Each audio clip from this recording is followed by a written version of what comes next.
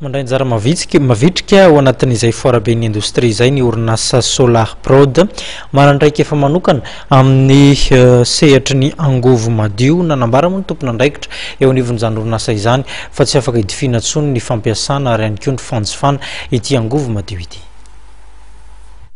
Tsy azo hidivirana ary manampy amin'ny fikajiana ny tontolo iainana ny fanofana ny angovo madio na ny énergie renouvelable. Anisany mitondra vahaolana amin'izany ny orinasa Solar Prod Environment izay anisany mampiranty ireo fitaovana vokariny ao amin'ny foaraben'ny indostria ao Mahamasina. Tombotsoa voalohany indrindra azo amin'ny fampiasana ny angovo madio dia ny fikajiana ny tontolo iainana.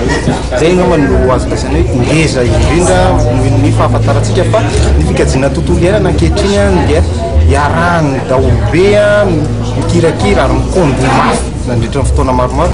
Dia izay angamba ny azo lazaina momba izay hoe ilaina ny mampiasa ny angovo madio amin'izao fotoana izao noho izay ny fitandronana tontolo iainana izany. Hitantsika angamba ny amin'ny fianaky ny loto na ny CO2 ireny izay naiza misy atsika.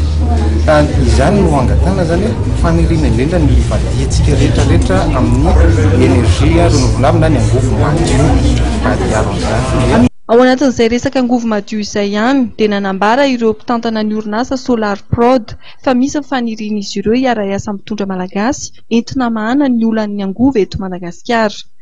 Raha ny fanazavana Andriamatoa Frank Riva dia efa misy ny fifanantonana eo amin'izy ireo sy ny orinasa Jirama ary koa ny fitondram-panjakana malagasy saingy mbola ao anatin'ny fampidiniana tanteraka izy ireo. Anisan'ny vokatra ampiratian'ny Solar Prod Environnement ity fitaovana antsoina hoe iCube ity, fitaovana izay afaka mamatsy herinaratra avy hatrany amin'ny alalan'ny herin'ny masoandro. Mora petaka izy ity ary ao anatin'ny 2 minitra monja dia afaka mamokatra herinaratra avy hatrany. Afaka amboarina arakaraka ny filana azy ny herinaratra vokarin'ity fitaovana ity.